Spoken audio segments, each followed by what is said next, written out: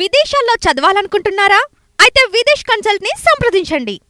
బెంగళూరులోని నెలమంగళ సమీపంలో మహాలక్ష్మి అనే యువతిని ముక్కలు ముక్కలుగా నరికి రిఫ్రిజిరేటర్లో పెట్టిన కేసు తీవ్ర సంచలనంగా మారిన సంగతి తెలిసిందే. ఒక్క మాటలో చెప్పాలి అంటే ఈ ఘటన బెంగళూరును ఒక్కసారిగా వణికించింది. ఈ నేపథ్యంలో ఈ కేసులో నిందితుడి వ్యవహారంపై కీలక విషయాలు వెలుగులోకి వస్తున్నాయి.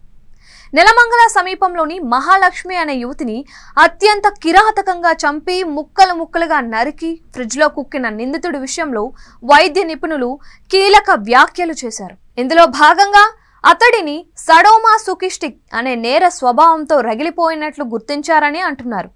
ఇలాంటి నేర స్వభావం ఉన్న వ్యక్తిని తక్షణమే కట్టడి చేసి కటకటాల వెనక్కి నెట్టాలని, అలా కాని పక్షంలో మరికొంతమంది ఇలాంటి కిరాతకాన్ని చవిచూసే ప్రమాదం ఉందని వైద్య నిపుణులు నగర పోలీసులకు విజ్ఞప్తి చేశాడు.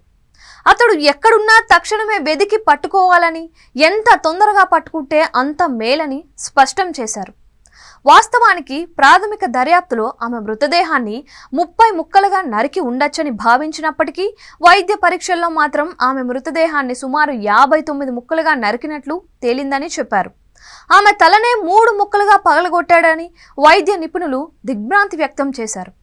ఈ స్థాయిలో అతడి ప్రవర్తన గమనిస్తే ప్రతి శరీర భాగాన్ని నరికే సమయంలో అతడు ఆనందం పొందాడని నిపుణులు అనుమానిస్తున్నారు. సడోమాసోకిస్టిక్ లక్షణాలు ఉన్నవారే ఈ స్థాయిలో ప్రవర్తిస్తారని చెబుతున్నారు.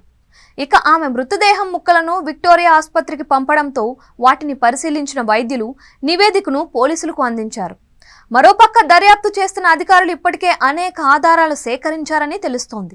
ఇప్పటికే ఇన్నాళ్ళు ఆమెతో సన్నిహితంగా ఉన్న ఓ వ్యక్తిని అదుపులోకి తీసుకొని విచారిస్తున్నట్లు సమాచారం. అయితే ఈ హత్య ఒక్కడే చేశాడా లేక 2-3 కలిసి చేశారా అనే విషయంపై పోలీసులు దర్యాప్తు చేస్తున్నారు. విదేశాల్లో చదవాలనుకుంటున్నారా? అయితే విదేశ్ కన్సల్ట్ ని సంప్రదించండి.